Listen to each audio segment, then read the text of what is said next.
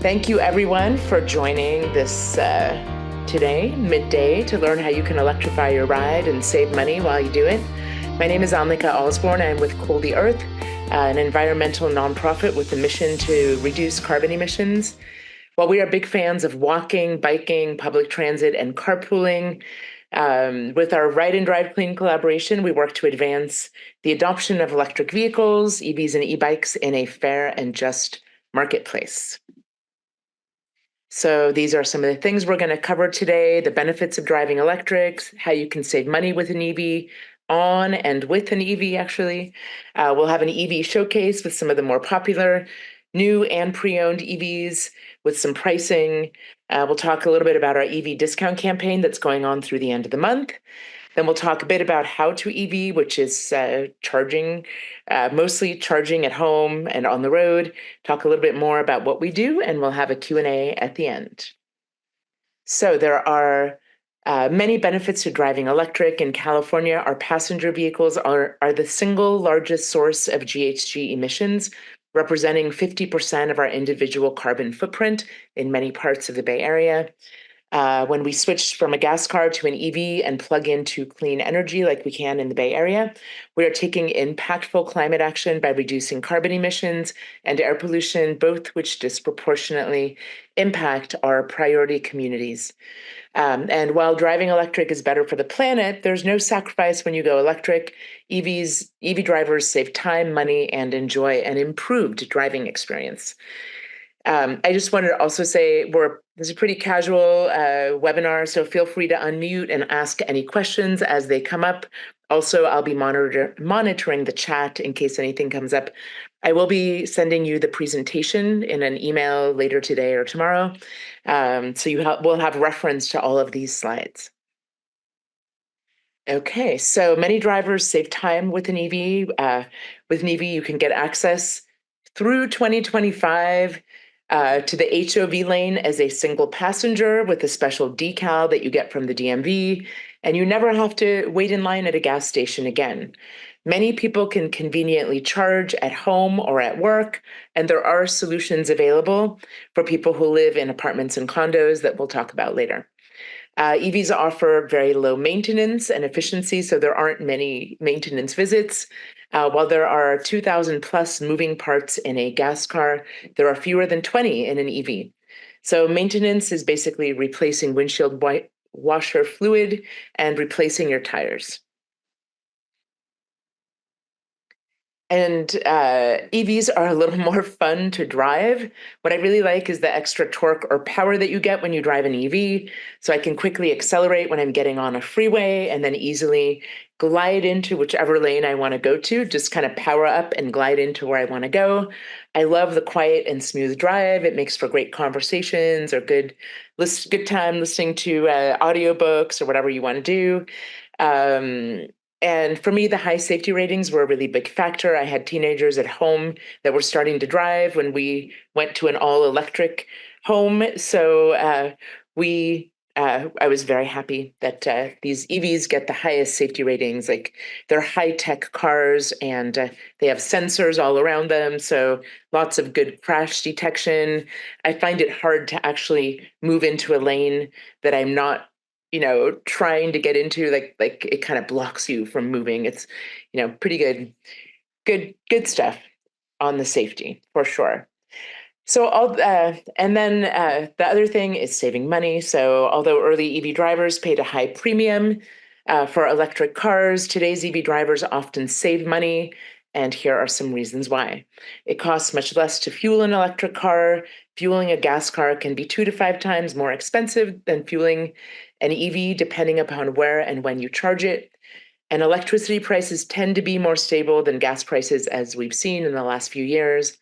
In addition, as I mentioned before, there's not a lot of time for maintenance, and maintenance costs are 40% lower for an EV than for a gas car. And that's a fully electric EV. It's the same for a plug-in hybrid if you go that route, same as a gas car. And then there are these incentives available, which can help you save a lot of money on actually getting the EV. So we'll start diving into those. There are currently 3 types of incentives that can help you save, lots of money when you're buying an EV. Additional grants and rebates are available for both new and pre-owned car EVs for people who qualify through their income and their residence, like the Clean Cars for All program that we just spoke about. So the federal tax credit, or the Clean Vehicle Credit, has been updated in 2024. The good news is that it's now available as a rebate at point of sale. That means cash on the hood when you get the car, so you don't have to wait until you file your taxes to get the credit. And you don't require tax liability to access this rebate anymore, which is really nice, makes it available for more people. There are quite a few requirements, though, for getting a new EV through this tax credit, which we will outline on the next slide. But there are about 20 EVs available for purchase for this tax, using this tax credit at this point for either $3,750 or $7,500. If you lease a new EV, it counts as a commercial credit, and really the bank owns your car if you're leasing, and the dealership is able to pass along that $7,500 to you if they would like. That's up to them, really. So you may want to shop around with different dealers. And then there's a tax credit also for the pre-owned EV, also available as an upfront rebate. Helps you with your down payment. That one's up to $4,000. We'll talk a little bit more about new EVs and pre-owned EVs. So there are also incentives available through utilities and CCAs. So if you receive a bill from PG&E, there's a pre-owned EV rebate for anyone who receives a bill from PG&E for $1,000, and that goes up to $4,000 depending upon your income. They have this rebate plus, and then sometimes utilities and your local CCAs will have rebates, like MCE and PCE have some rebates right now on getting a new or used EV. And then there's the EV discount campaign that Ride and Drive Clean offers in partnership with Cartelligent or Emotion Autos for pre-owned. The good news about these incentives is that they can be stacked. And there's a savings calculator here that I recommend you all check out, driveclean.california.gov. You can put in your zip code, your income, how many people live in your household, and find out exactly which rebates and incentives you qualify for. Before I dive into the federal tax credit, I want to emphasize that I'm not a tax expert, so we recommend that you verify your eligibility with a tax professional for guidance. So as I mentioned, the Clean Vehicle Credit for $3,750 or $7,500 is now available as an instant rebate, so it can be applied to your down payment at the point of sale. And because there are more requirements this year, fewer EVs currently qualify, and the income limits are still in place. So you do have to purchase your EV from a qualifying dealer and make sure that you receive a copy of this successfully submitted to the IRS. It's a seller's report before you leave the dealership. That's for new or pre-owned. And you will have to submit that when you file your taxes eventually. This goes, for the pre-owned as well as the new one. You need to have that seller's report. So in order to qualify for a new EV, and this is for purchase, you have to purchase or finance a new EV. The final assembly has to be in North America. There are vehicle price limits, as you can see listed.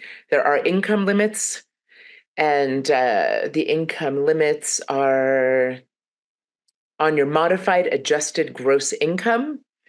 And then there are some critical mineral and battery components. That's why some of the vehicles qualify for $3,750, while others for the full credit of $7,500.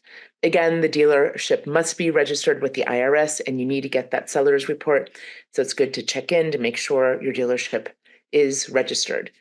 So these are the EVs that currently qualify for the credits, and that's for purchase.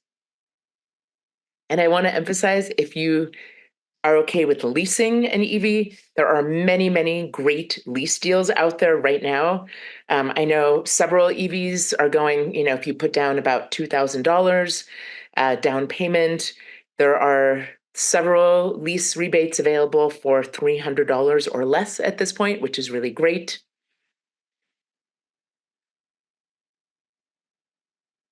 And I'll review a couple more of these rebates with you. So this is the this is the federal tax credit for pre-owned.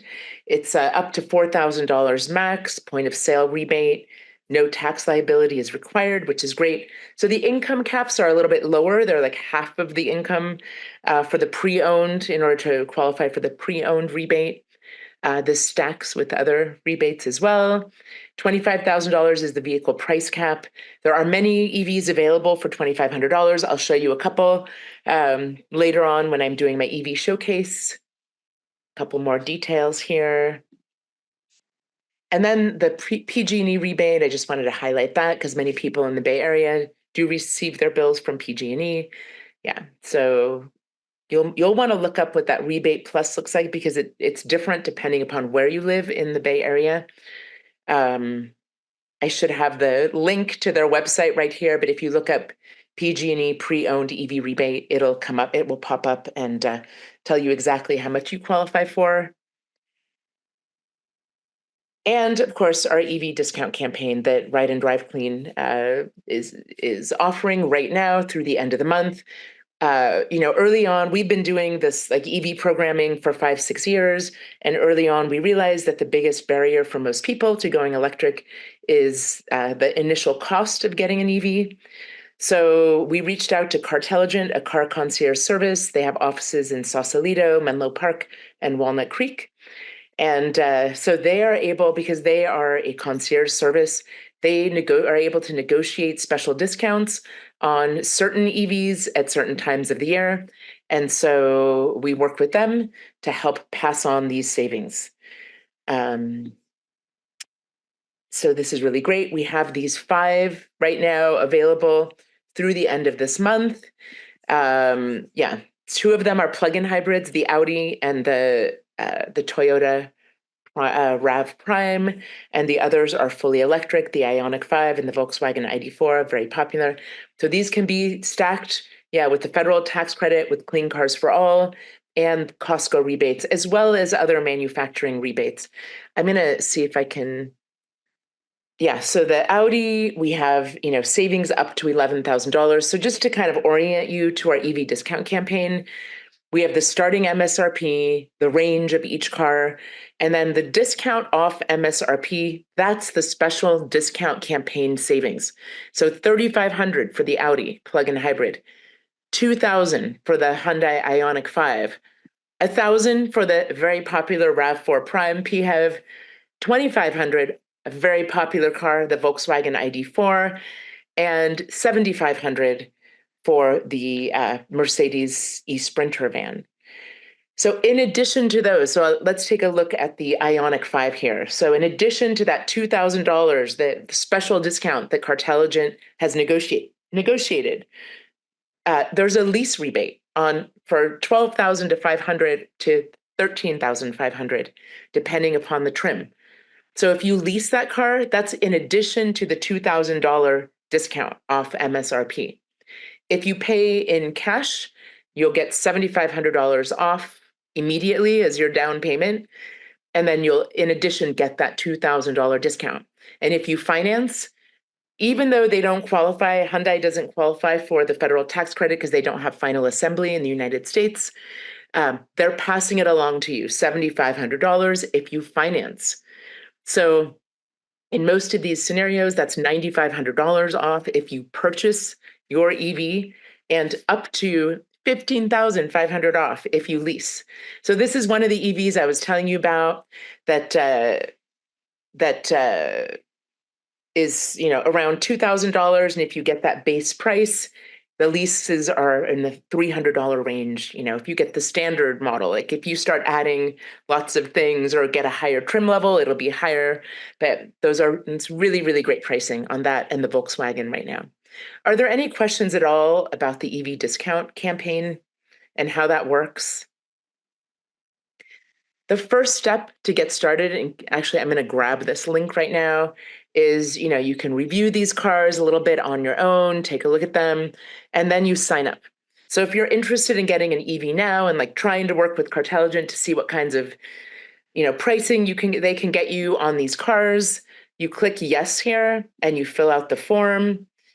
Then you can select a car. It really doesn't matter. I mean, if you're like, sure, I definitely want the Toyota RAV4 Prime, click on that. Doesn't really matter. It doesn't tie you into any kind of car or anything. And then you can put any other information here, like, oh, I'm looking at the Hyundai Ioniq 5 and the Volkswagen ID4. I'm not sure which one I want to get yet. And then you hit submit, then it goes into our database, and then our database talks to Cartelligent's database, and then they will send you an email immediately, and then they will follow up with a phone call. So that's how it works.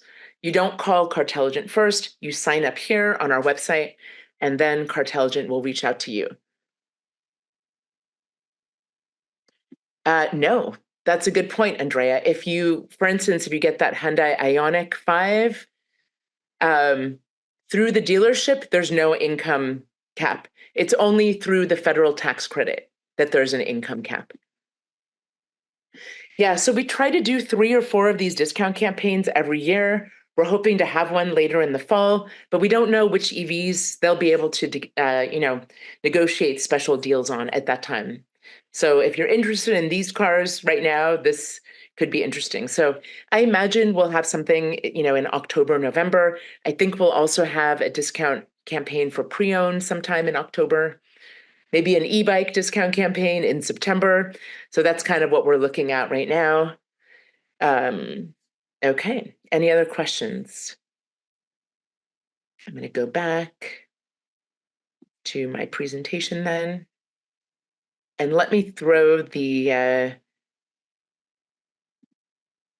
I'll put the link to sign up for the discount campaign in the chat right now.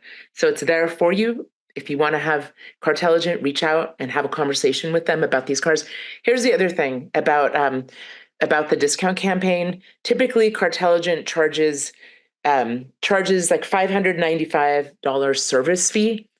But during the discount campaign, if you were to get one of these 5 cars, they waive that. So no service fee. I'll tell you what the service is all about. It's like a no hassle purchasing experience. If you've ever bought a car before and you go to a dealership, there's a lot of haggling and back and forth. It takes hours. Essentially, you talk to them on the phone. They help you kind of figure out what car you want. They, you kind of narrow it down to 2 or 3 cars. You let them know what color you want, what trim level you want. They'll go out and find the deals for you and come back and give you the pricing. And if you want to go forward, you go forward with Cartelligent. Then they get the car, bring it to one of those dealerships close, the closest one to where you live, Sausalito, Menlo Park, Walnut Creek. You go pick it up. And when you pick it up, you sign the paperwork and they give you a little tour of your car. Easy peasy. It's really like the easiest, best, driving or purchasing experience that you will ever have.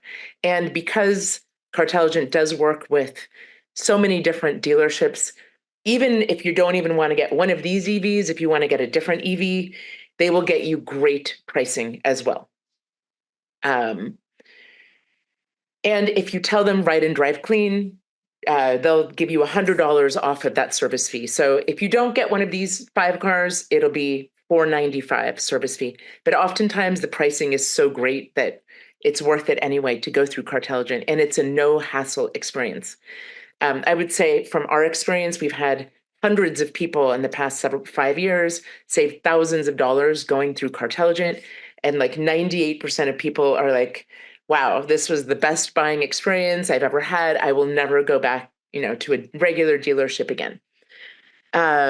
Yes, so Costco, if you qualify for Costco, you can submit. The way you work with Costco is you go to the Costco website. You have to be a member, of course. You print out like the discount coupon that you get. You send it over to Cartelligent, and they'll apply that Costco rebate as well. Okay, see Eric's question. I'm interested in bidirectional charging.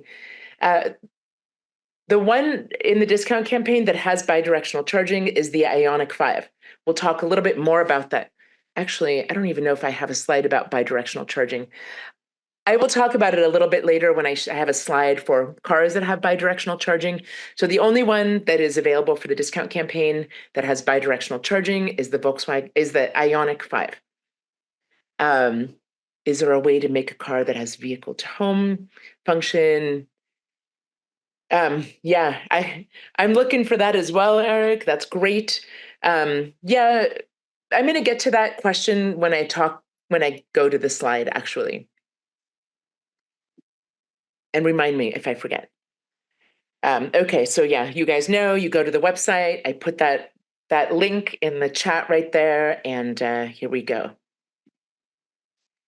Okay, so I'm going to talk now about different EVs. I'm going to do a little bit of a showcase. But with so many EVs and plug-in hybrids available, there is an EV for every lifestyle and budget. Most fully electric EVs offer 200 to 300 miles of range. Some go even farther on one charge. That means you can get from San Francisco to Tahoe with maybe a 15-minute charging break. With some EVs, you don't have to stop at all.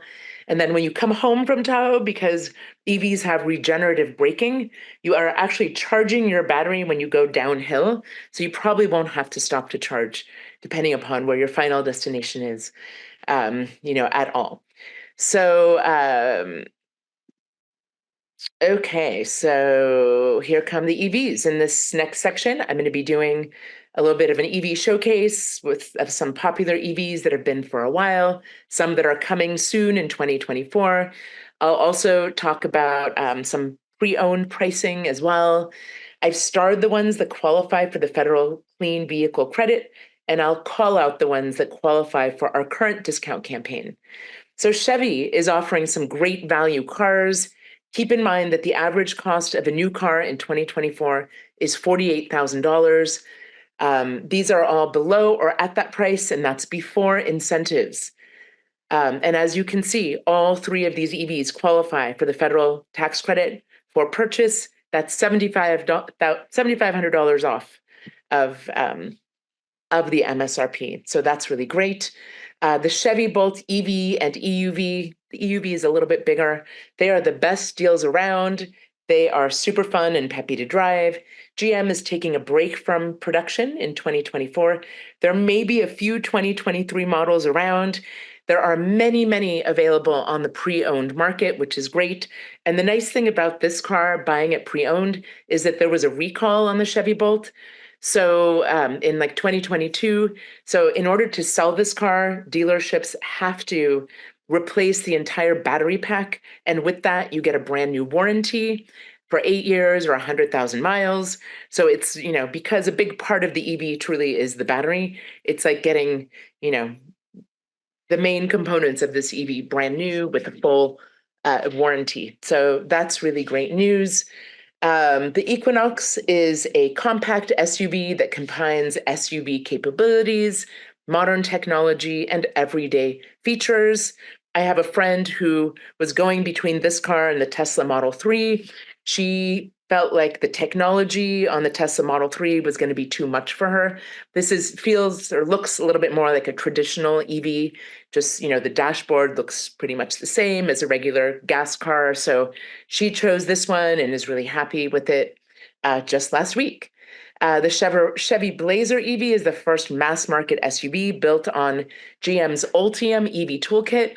It has really good real world range, an interface that will help drivers find charging stations, which is really nice, and a familiar layout again. Okay, I see a quick question in the chat. Okay, great. So these next cars have been around for a while. They came out in 2021, so they're on their like third or fourth year of manufacturing, which is important for some people. Make sure that like they work well, and so the Volkswagen ID.4 is the first of many Volkswagens in the ID brand. They have like two more coming out this year. So Volkswagen is big on this transition to EVs. The Ford Mustang Mach-E is super popular. It has a really nice front trunk. It's great for tailgating. You can put ice in there. And there's a little drainage hole, so the ice melts and goes down there. That's kind of a fun feature of that car. The Audi Q4 e-tron is available on our discount campaign, as is the Volkswagen ID4.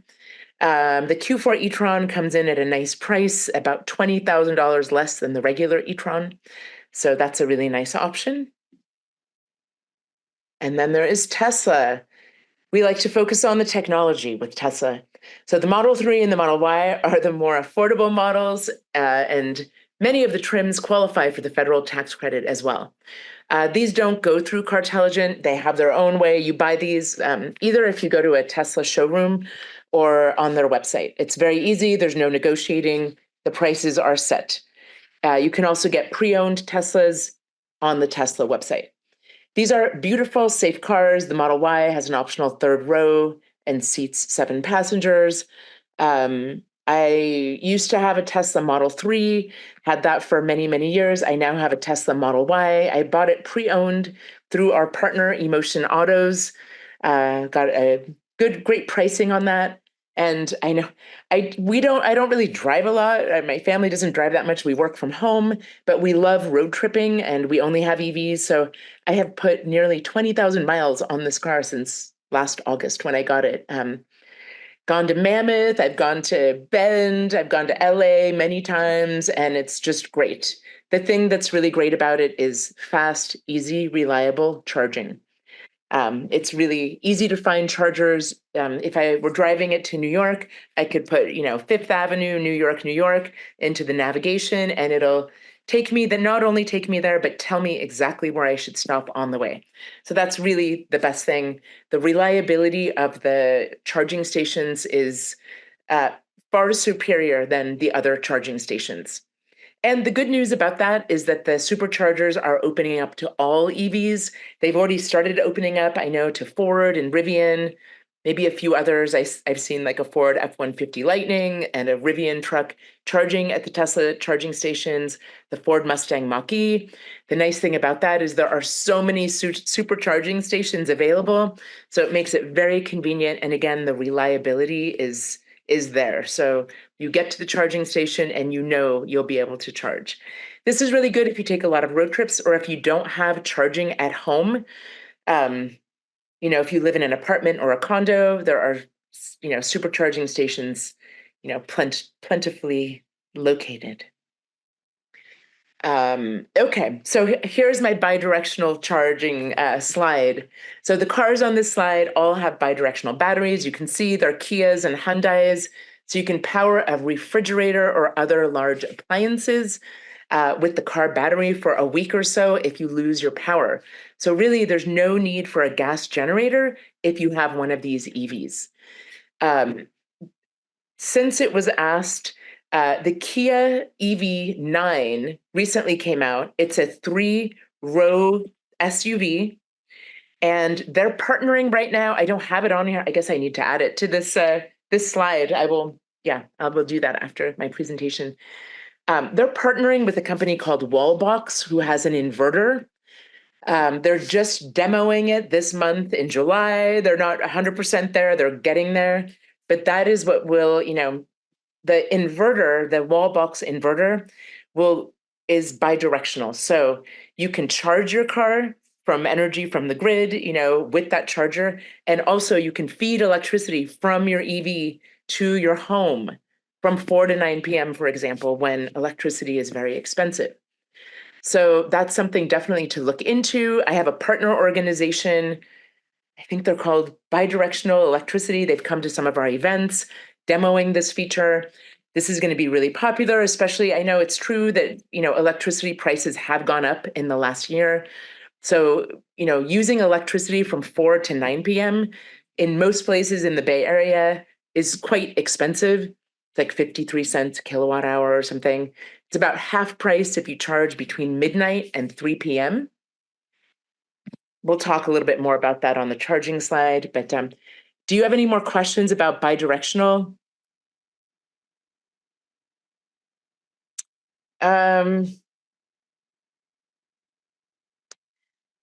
I need to do a little research on the Chevy Equinox, Eric.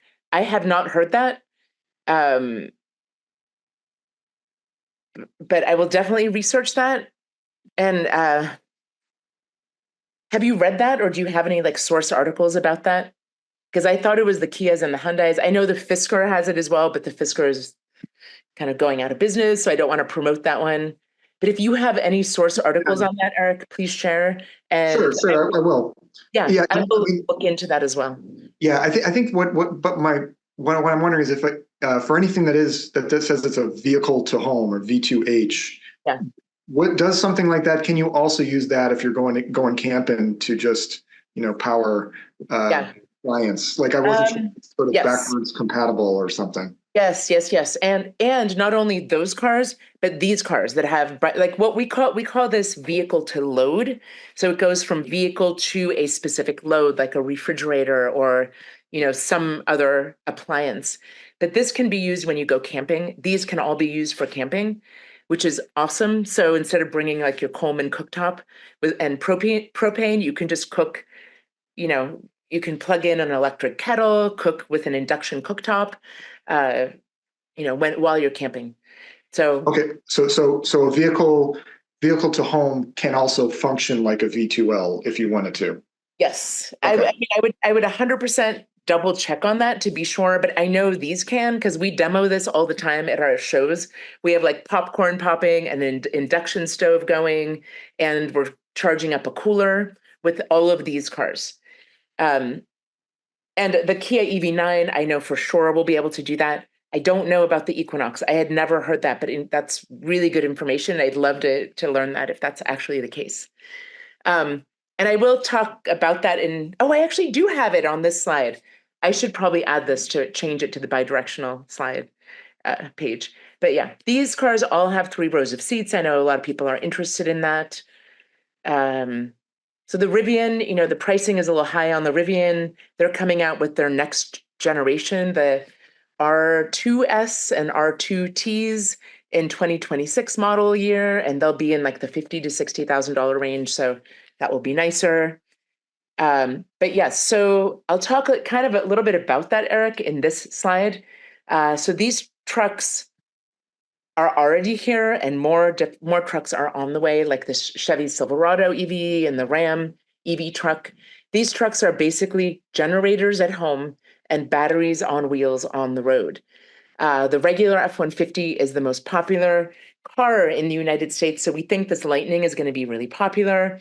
Um, Rivian is marketing as an adventure company and installing lots of fast chargers in far-reaching places like national parks. I think they just installed one in Yosemite, but lots of different places. And over 1 million people have ordered the Cybertruck. We've been having these at our EV shows. When you see these coming up, alongside you on the freeway, it feels a little intimidating, but popular. I mean, if you consider 1 million people have ordered them. Okay, so I'll share a few new EVs that are coming out later this year. So if finding a parking spot is often on your mind, one of these smaller EVs should be on your radar. The 2025 Mini Cooper EV comes with significantly more range than the current model.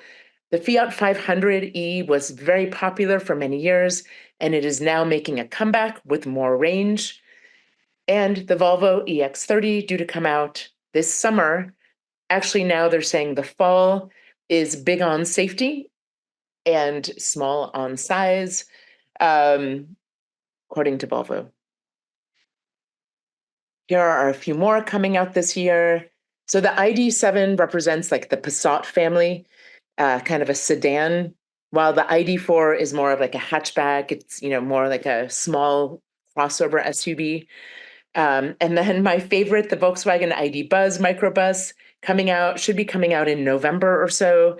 It comes in many bright, fun colors and should be really great. Um, Unfortunately, you can't pre-order this one, but it's nice. I think they'll be starting to arrive at dealerships in November. Okay, moving on to just to give you an idea of some pre-owned EVs.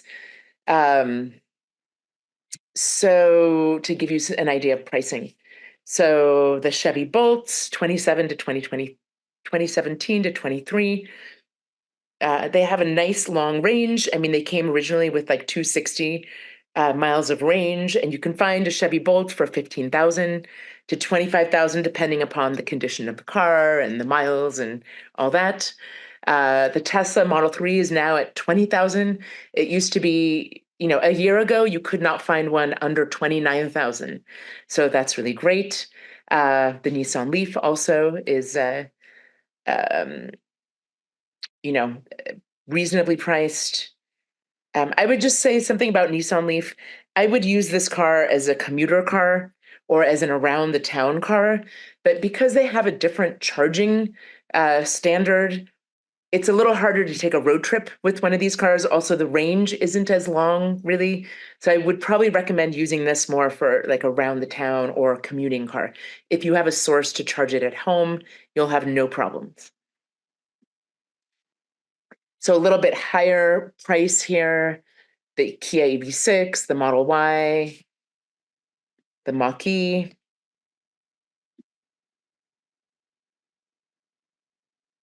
A few more, some plug-in hybrids to give you an idea. It's funny, it used to be the plug-in hybrids were much more affordable than the fully electric, but that's no longer the case.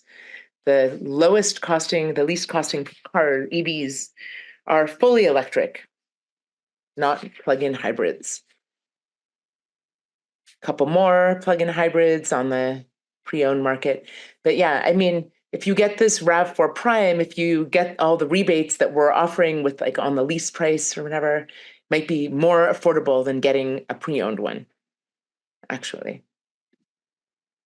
There are even pre-owned trucks and vans out there. I know that Chrysler Pacifica is very popular. People love their minivans.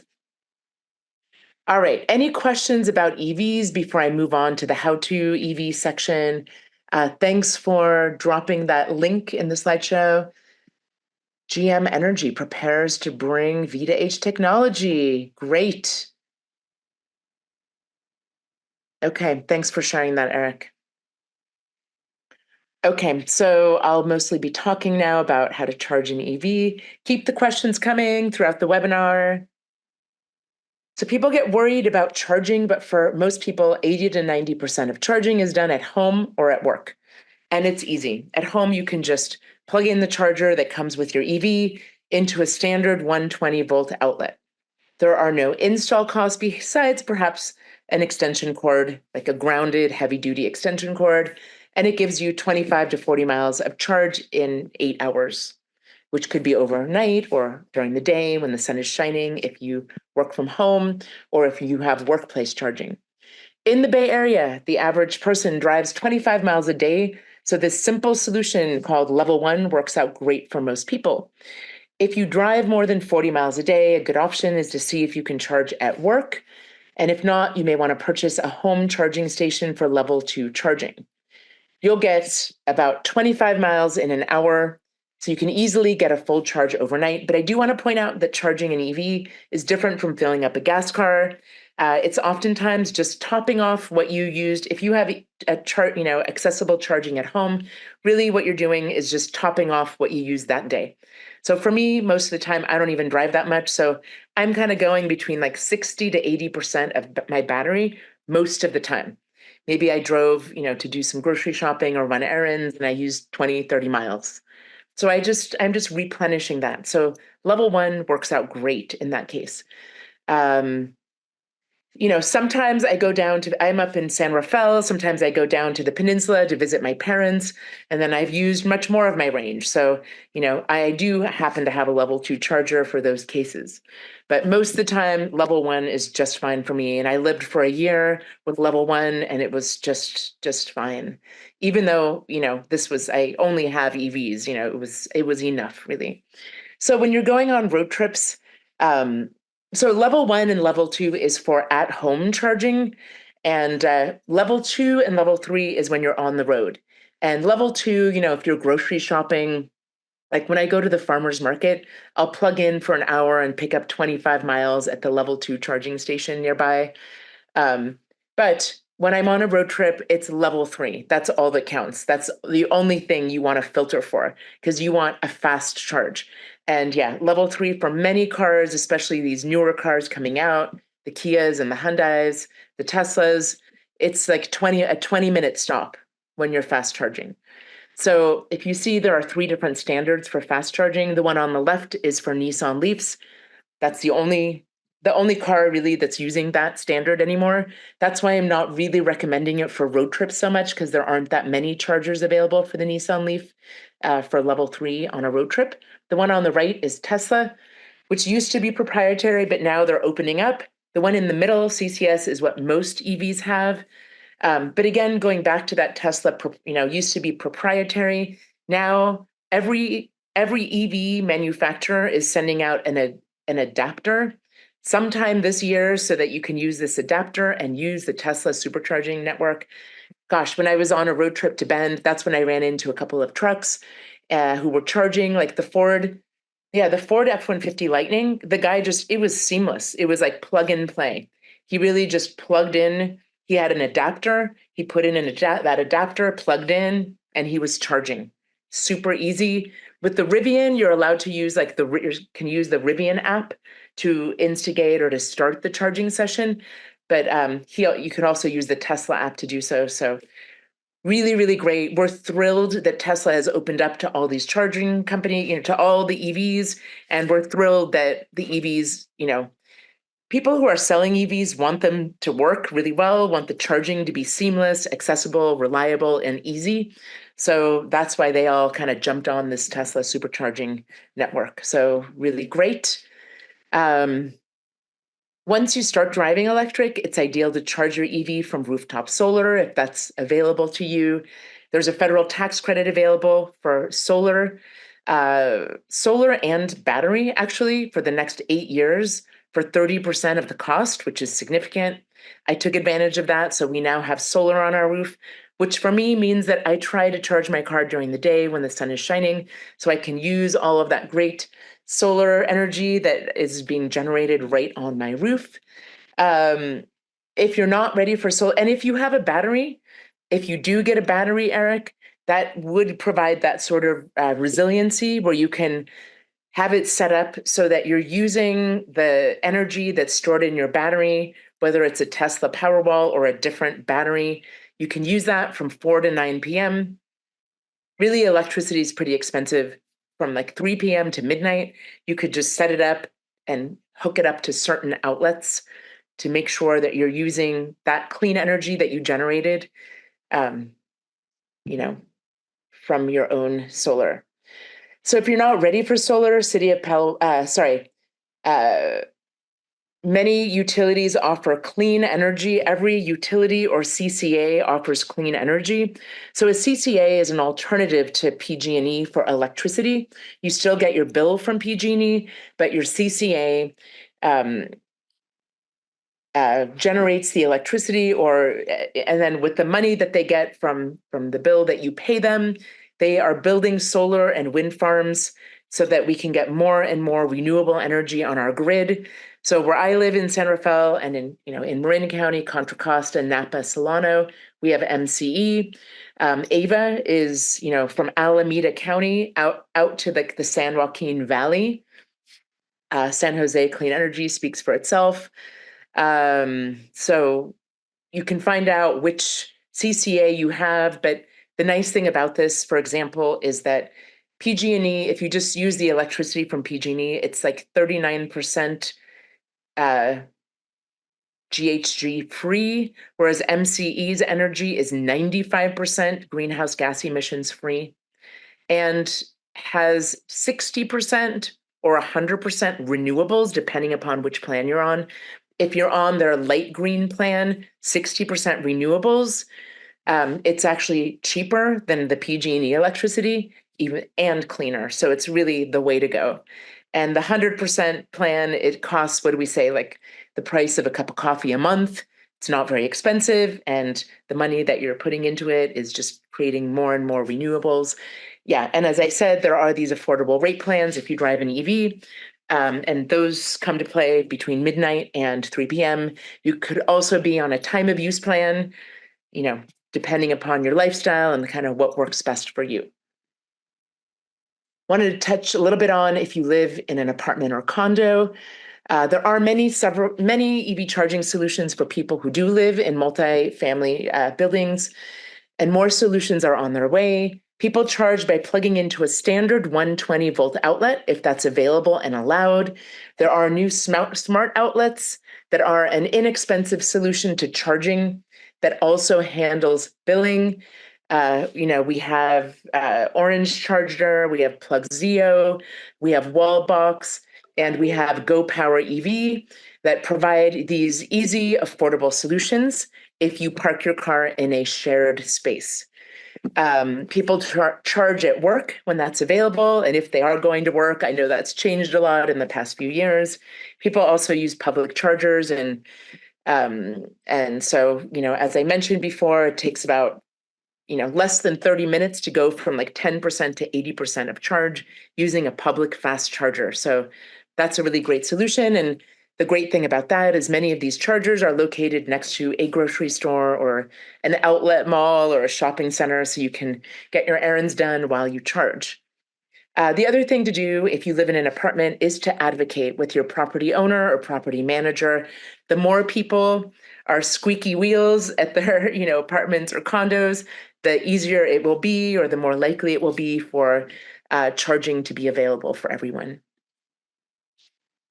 And you're really just doing them a favor, because if they don't have EV charging in a few years, nobody's going to want to live there. So taking a road trip is getting simpler all the time. There are thousands of public charging sites that provide fast charging. Using apps like PlugShare, it's easy to plan a trip and find chargers along the way. I like to map out my trip using PlugShare before I head out on the road. And then when I'm on my road trip, I can find chargers using PlugShare. So that's super easy. A better route planner is an alternative to PlugShare. It's a little more accurate, because there is something about getting like, what's the real world range that you're getting? So even though my car says I get 300 miles of range, if I'm driving 80 and I have my AC blasting, I'm not going to get that full range, right? So with a better route planner, you can say like, oh, how many people are going to be in your car? How many pieces of luggage? If you're planning to use your AC, how fast you're going to drive. And it'll give you a real world estimate, which will help you plan, finding a charger a little easier. So Electrify America, EVgo, Tesla, ChargePoint, those are the big level 3 charging networks that are available. When you go electric, you'll want to download all of these apps onto your phone, hook them up to a payment system so that when you show up and you need to charge, you're all set up and it's easy for you to go. We also recommend practicing charging before you head out on a road trip. It's not that it's that hard, but if you're heading out to the desert, or a lot of times when we're traveling outside of the Bay Area, it gets very hot. You don't want to find yourself at a charging station doing this for the first time in the heat or in the cold or the rain or whatever, trying to figure it out. So practice lots of times locally. You can use PlugShare to find out where your local charging stations are as well. All right, a little bit more about who we are and what we do. So we offer these EV and e-bike discount campaigns throughout the year. We have this one going on through the end of this month. Great deals on great cars. I just put the link to sign up to participate in that in the chat right now. We put on EV and e-bike shows. We're going to be out in Pittsburgh this Thursday evening, putting on an EV show. And so that should be fun. Yeah, typically in the spring and the fall, we do a lot of EV shows. We do webinars like this one. We also do EV 102, which is more like if you're about to get an EV, or if you recently purchased an EV, it's a deeper dive into EVs and like the incentives and how to get them, and also how to set up charging at home and take a road trip and all that good stuff. So I'd like to thank you all for attending this program wherever you are in your journey to an EV. I hope it was helpful. And if you can make the switch to driving electric now, we're here to help. The sooner the better. If you're not ready now, can we please have your support by pledging to make your next car electric? Really, our biggest ask is please don't buy a new gas car. It will be on this earth for 12 to 15 years, and we need to stop burning fossil fuels as quickly as possible. Gosh, before the pandemic, we used to say we have 10 years to do like dramatic action to reduce our emissions. So now I guess we have about 6 years to do that. I had a question. Yes. Was there a $1,000 California credit as well as a federal credit available Yeah, there used for to be EVs? a California state rebate, but they've done away with that. California is really focused with all of their sort of incentives and rebates on equity. So they're putting all of their money into these income qualifying grants like Clean Cars for All. They want to make sure everybody is part of the electrification process. So if you qualify for Clean Cars for All, and I will put that, let me just search for that while you guys are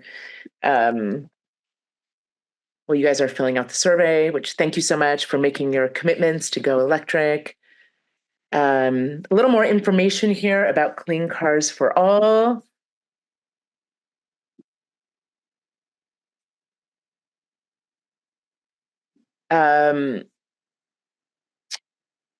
Miguel, I would talk to an EV tax person about that because you want to make sure that you're not over the income limit. That's the main thing. Unfortunately, they don't really have a website. I'll show you the website. Okay, what I just put in the chat right now is information about Clean Cars for All. That's the grant program that can help you get between $10,000 and $12,000 off of an EV through a grant, but you have to retire a 2007 or older gas car in order to qualify. But I'll pull up the other page here in a minute, Miguel, so you can see the information. There unfortunately is no way to communicate with the IRS about this from what I have found, but here's the link that can help you learn a little bit more. It's this fueleconomy.gov. Here, I'll share my screen and go there now and just kind of walk you through how this looks. So I'm sharing on my screen. Up here is for new vehicles, new EVs. The next one is for pre-owned. So here's a little bit of information. Here you can learn about fueleconomy.gov. Yeah, fueleconomy.gov. I just put it in the chat so you can click on that link if you want. So here are all of the requirements. You do have to first say, like, if you purchase the car this year, put in the model year, all that information. Sorry, these are all the EVs that qualify and plug-in hybrids that qualify. But again, here are the requirements. And I had that on a slide.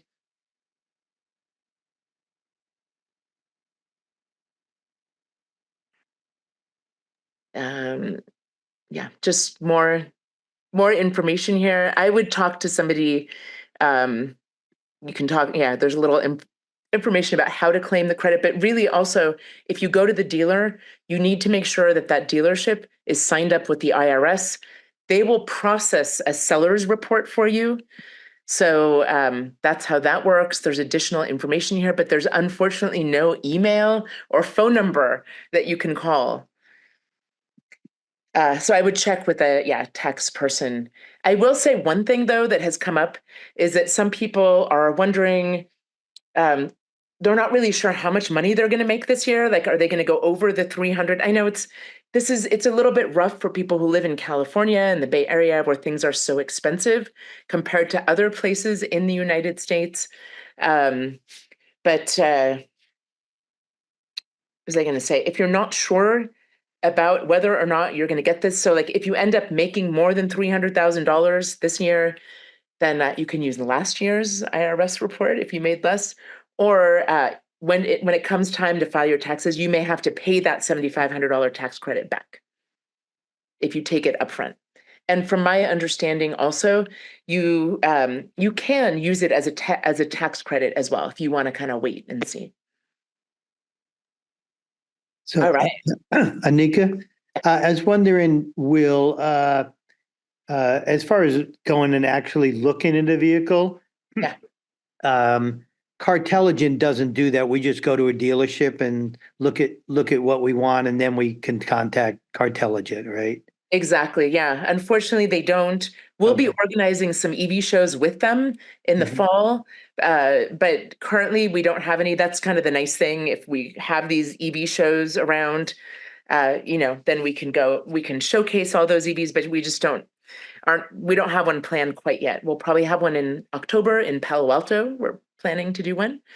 But yeah, so what I would recommend is, the next step, if you're ready to go electric, is to test drive an EV. And, there are some areas, like I know close to me, like in Richmond, there's like 5 or 6 dealerships close together. So I could go, I've gone to test drive like 3 or 4 on the same outing. So that's kind of nice if you want to find like kind of an auto row or something like that. So you don't have to make so many different outings. And that way you have like the memory of what it's like to drive each one. My recommendation, if you want to go through Cartelligent, is don't go to the inside part. Just stay outside and test drive and say, thank you so much. I'm not ready yet.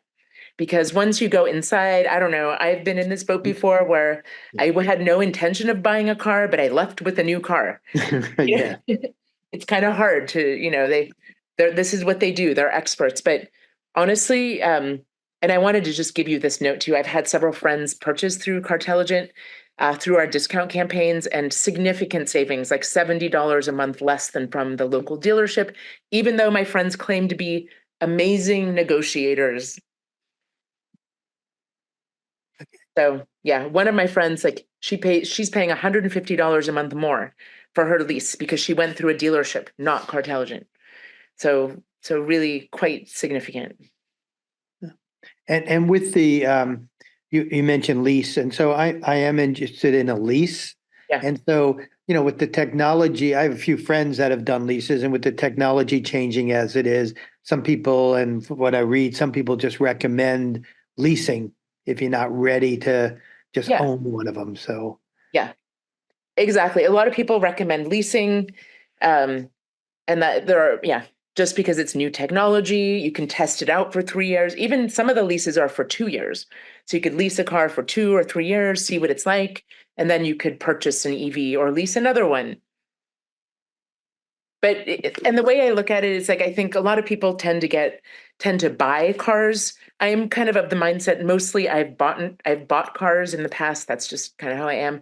I bought 2 used cars, 2 used EVs. Those are the cars that I have now. I have a Volkswagen e-Golf and a Tesla Model Y, both pre-owned. That's just how I roll. But sometimes, like my last gas car was a Subaru Outback, and the lease price was so good that I couldn't resist. And I was at the point where I was like, I want to get an EV, but at that point, there were only like 3 or 4 EVs out there. There was nothing that was going to be able to replace my Subaru Outback at that time. But now there are so many that would. So yeah,